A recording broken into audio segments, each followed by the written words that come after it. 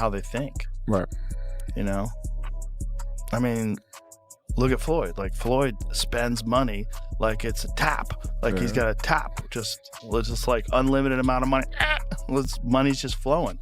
And even as much money as he's made in his career, which he's probably made as much, if not more money than any boxer ever. Like, there's all these lawsuits. Like, he hasn't been paying things, and he owes money on this and owes money on that. And it's like, and then he's got to come out of retirement. Yeah, that's tough. Yeah. That's tough. All the money, you got to show that he got $1 million in his backpack. And, you know, he got the latest watch and the latest car, and look what I just bought. And when you get into latest watches and latest cars, you get into that shit. Like, boy, that money goes quick. Yeah. Bugattis are like $3 million. There's watches that are $3-5 million. That's crazy. So you buy a watch and a car, you're down 10. Mm-hmm. That's nuts. That's nuts. Crazy. I remember Iran Barkley was talking about that. Iran Barkley, when he was in his prime, was hanging out with all these professional athletes, and everybody was getting diamond-crusted chains and this and that, and he was keeping up with these people. Like, you got to keep up with the Joneses. And he just found himself, like, draining all of his money. He was talking about it like that was the biggest detriment to him being able to say. Joe Rogan believes Floyd Mayweather generated extraordinary wealth throughout his boxing career, but gradually developed spending habits that became impossible to sustain. According to Rogan, Floyd embraced a lifestyle centered around luxury cars, rare watches, and expensive collectibles while acting as though the flow of money would never stop. He argues that poor financial discipline, including neglecting major obligations such as taxes, eventually caused enormous losses that some estimate reach close to $1 billion. It's just the lifestyle that Floyd lived. Yes. I think he can't fathom to just live a modest lifestyle. It's like he gotta be lavish. Right. He's got to have those videos where he shows you all the watches, where he opens the case up. You know, he was talking about it like that was the biggest detriment to him being able to save any money. They trying to keep up. Yeah. Which I thought was funny when I was listening to this conversation with Chad Ochocinco. He was talking about it. He was like, his jewelry fake. Yeah, he was wearing fake jewelry. But who would know? What's that? Who would know? He's no Chad Ochocinco. Exactly. It's fake like when jewelry, they look at him, like flying economy.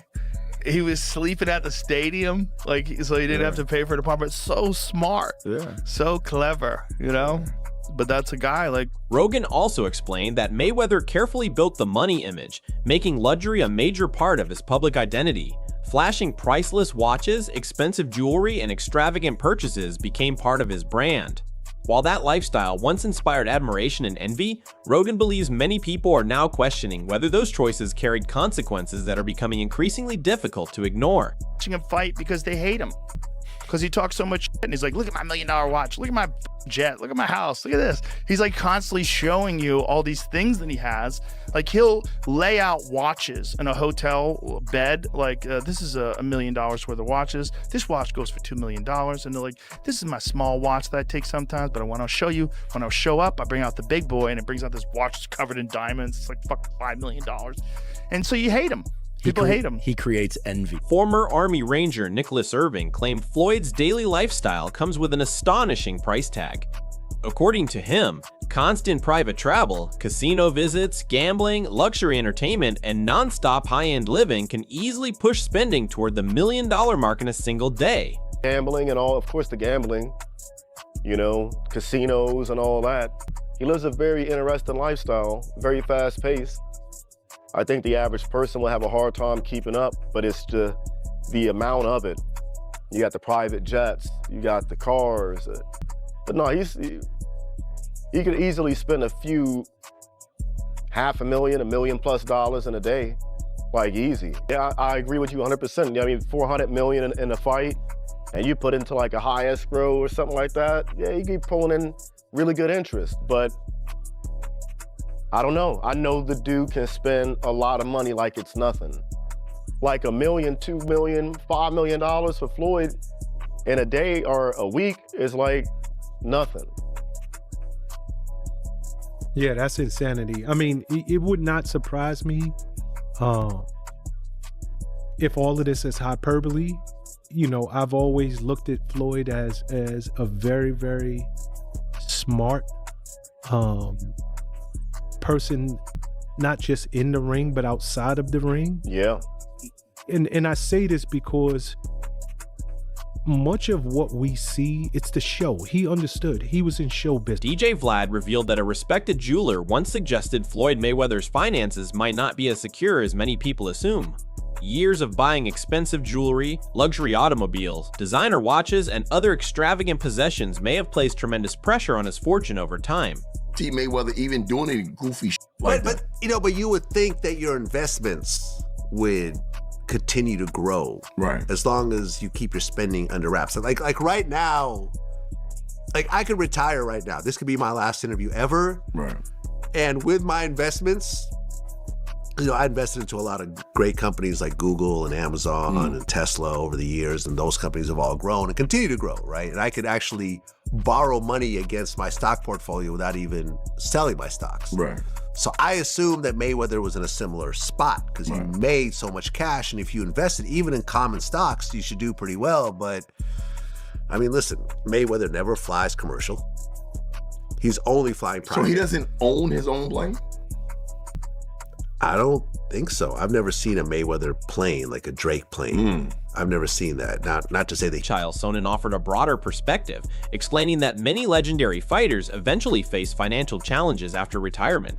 Once the spotlight fades and the biggest earning years are behind them, maintaining the same lifestyle becomes much harder regardless of how much money they earned during their careers. Hey, what's wrong with that? And why are we attempting to tease Floyd? Is Floyd Mayweather? Yes, he's broke. Of course he's broke. He's a boxer. Did they say he can't read? That's not to tease him. They say that he can't read. His best friend at the time said that he can't read, and he never denied it. What boxer do you know that isn't broke? What a ridiculous question. But it's the fact that they're attempting to tease him. I mean, first off, they're asking the question. Look, I've told you until I'm blue in the face. The numbers that you hear in boxing simply aren't true. Floyd made $1 billion. No, he didn't. Floyd and Conor made $500 million. No, they didn't. Of course they didn't. Nobody's ever confirmed that. Literally nobody. It's the same thing with boxing pay-per-view. Whatever boxing pay-per-view is the biggest boxing pay-per-view of all time is just whoever put out the press release and lied more than the person before them. These have never been confirmed by leadership of a publicly traded company. Who is the one that supplies the paper? Music executive Wack 100 argued that people often misunderstand what financial hardship looks like for someone like Floyd Mayweather. In his opinion, an amount that would make most people wealthy could still represent financial struggles for a superstar accustomed to operating on an entirely different financial level. And I've asked him questions about this. And rule number one is, if Floyd ain't talking about it and Floyd ain't promoting it, then it's just talk. They're accusing him of going broke because he's looking for these fights. They've been accusing Floyd of going broke for 20 years. Now, let's talk about going broke. Maybe down to 200 million.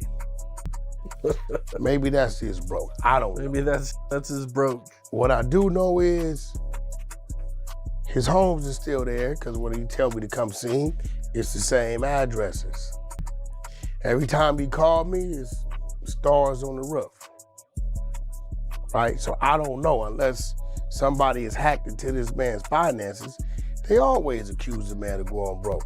So Nicholas Irving expanded on his concerns by saying Floyd's biggest challenge wasn't simply making expensive purchases. He described a pattern of lavish spending that extended to everyone around him. According to Irving, Mayweather frequently covered luxury vacations, private jet flights, extravagant shopping trips, and exclusive entertainment for his friends and associates. There were even occasions where entire movie theaters were reserved for private events. Expenses like these, repeated over many years, could easily reach hundreds of thousands of dollars daily and sometimes climb beyond $1 million. Any legitimacy to that? Like, how on God's green earth could this man be broke? His lifestyle.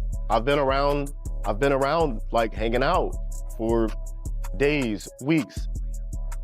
It's the lifestyle. Like when you got a 40-man entourage, you got other people, and you take everybody out pay for everything, we shopping, the mall, going out to eat, renting out an entire movie theater.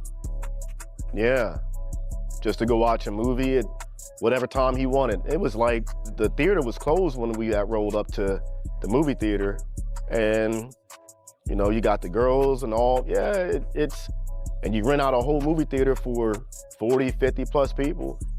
I bet that bill can... Irving emphasized that the real concern wasn't luxury itself, but the lack of meaningful long-term financial planning. Rather than directing significant resources toward investments capable of generating lasting wealth, he believes Mayweather focused primarily on enjoying his success in the present. That combination of massive spending and limited long-term planning gradually created financial pressure. Irving says it's an important lesson showing that even athletes who earn historic amounts of money can eventually face serious financial problems if wealth preservation isn't treated as seriously as wealth creation. And I say this because much of what we see, it's the show. He understood. He was in show business. Yep. When he was Pretty Boy Floyd, he was a boxer that was doing his thing. Mm-hmm. He was winning fights. Mm-hmm. But when he became Money Mayweather and changed that persona and put that marketing machine behind the I live this lavish lifestyle, that's when you started seeing him make these big money fights. Yeah. That's when it all changed for him. Yep. And that's not by accident. It's not by chance. This guy's not dumb. He's not a guy whatsoever. No, and I don't think, that's what I'm saying, I don't think he's broke. I think it's a lot of... Whack 100 took a different view of the conversation. He argued that if Floyd Mayweather still has the opportunity to step into the ring and earn millions from exhibition bouts, there is nothing wrong with accepting those opportunities. In his eyes, legendary athletes should capitalize on their popularity for as long as fans remain willing to pay. Boxing, he noted, is one of the few sports where retired icons can continue generating enormous revenues through exhibition events. 200-300 million, man, to get in the ring with, you know, we got 150 million to get in the ring with Mike Tyson on some exhibition shit. And then 6 months later, we got 300 million for you to get in the ring with Manny Pacquiao. He look it up, he like, that's 450 million. Yeah. Sometimes you miss the light. But I can guarantee you, he ain't broke. He's making a lot of sound investments. You hear me, Cam Capone? Yep. This I know for a fact. He's making a lot of sound investments. And the investments I've seen being made ain't the investments of some... DJ Vlad revisited the financial speculation by repeating claims shared with him by a well-known jeweler. He suggested that years of purchasing high-end jewelry, luxury vehicles, expensive watches, and maintaining an extravagant lifestyle may have significantly reduced Mayweather's fortune. Vlad also pointed out that stronger investment strategies could have helped preserve that wealth. He added that if Mayweather Promotions had continued growing with major stars such as Gervonta Davis remaining under its banner, the company might have developed into one of boxing's dominant promotional organizations. That Mayweather is in financial problems. See, here's the part about actually losing your money when you're on that level and you're, you know, kind of like flossing, showing off. Nobody gives a shit. Like there are people actually praying for you to be broke. And then when you do go broke, that's what people are gonna say. Yeah. Oh, well, you know, you should have invested better. Nobody's gonna care. Nobody's gonna give him any loans. So now, you know, we might see Mayweather doing... People will give him some loans. Maybe. You know, listen, he's cozying up to Israel. That's but not the an thing accident. about it is, what I mean, he had Mayweather Promotions. Yeah. And he was hosting a big, you know, he had Gervonta Davis under his cars. And so that's a yeah, but look what happened to Gervonta. Right. Arrested. So if you can sustain that, you don't ever have to box again. But now has to take fights because, you know, when you floss like Mayweather, you can't go down. Yeah. You gotta stay right there because people are gonna beat any kind of chinks in your armor if you're not wearing 3 or 4. Yeah. Many boxing observers have questioned the purpose behind the proposed exhibition between Floyd Mayweather and Mike Tyson. Their view is that the event appears designed primarily to generate revenue rather than deliver meaningful sporting competition. They argue Tyson is far removed from the form that once made him one of boxing's most feared champions. Likewise, if Mayweather had truly wanted to test himself against Tyson competitively, critics believe that opportunity existed years earlier when both men were much closer to their athletic peaks. Today, they see the matchup as a business venture built around two legendary names. Who looks at it now and says he's 50-0? A generation, the first generation of boxing fans who don't box. Tattoos all over. You will shoot somebody down for $1, right? You will play around and beat up a bum who's drunk out of his mind so you can put it on YouTube, right? But you won't put on the gloves. You won't go to a local gym and put on the gloves. And you have killed boxing. You have killed something that saved me from a life of being a victim. Okay? You have done it. And you have destroyed boxing in such a way, Floyd Mayweather fans and Floyd Mayweather. You have destroyed boxing in such... Analysts also caution fans not to expect a classic boxing contest. Although Mayweather and Tyson remain among the sport's greatest icons, many believe the exhibition will focus more on entertainment than elite competition. Nostalgia, celebrity appeal, and commercial value are expected to take center stage, making the event feel more like a global spectacle than a contest intended to determine who is truly the better fighter.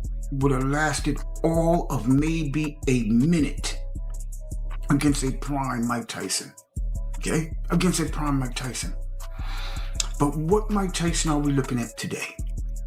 We're looking at a very old man who has abused his body, who has bad knees, right? Who is a lot slower, okay? And after 2 rounds, he's done.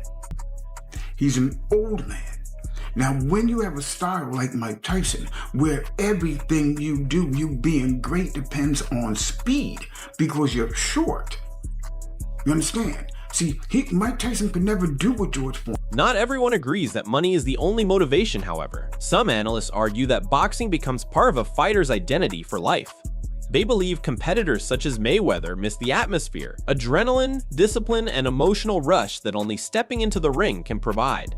According to this viewpoint, the desire to compete again may come from genuine passion just as much as financial opportunity. They're one of the few names in boxing that still somehow matters because there are very few of them. Comes out of retirement at 49 years old. We're assuming, right? Everyone's assuming he needs money, right? Nobody goes back into the game of possibly being hit and embarrassed in front of people simply because they love boxing a great deal at the age of 49. He's probably incredibly confused why someone keeps selling his mortgages. He probably has a dozen homes and 3 dozen different people holding his mortgages lately. That's why he's fighting. It's the price of blow pops that has brought him back into I'm sure all of it. Fighting. And he doesn't look, from where I was sitting over the last 20 years, didn't seem like he was like super fiscally responsible. This is the least surprising thing ever. Well, you say it's the least surprising thing ever, but can you, Jeremy, just look up for me, okay, the amount of earnings that we're talking about here? Because while athletic money being blown is a bit of a cliche, there are very few athletes ever who have made the kind of money that Floyd Mayweather has made. And because he's the best in the history of pay-per-view at making sure that the money ends up in his pocket. He is or has been a businessman as an athlete that almost doesn't have a peer because he owns all his own stuff as an independent. Your spending has to be so fiscally irresponsible to lose the amount of money that Floyd Mayweather has lost that it is almost beyond anything that is reason. It's not merely fiscal insanity. It's something that does. That wraps up today's discussion. Let us know your thoughts in the comments, and don't forget to like, subscribe, and turn on notifications so you never miss our next boxing update. We'll see you again in the next video.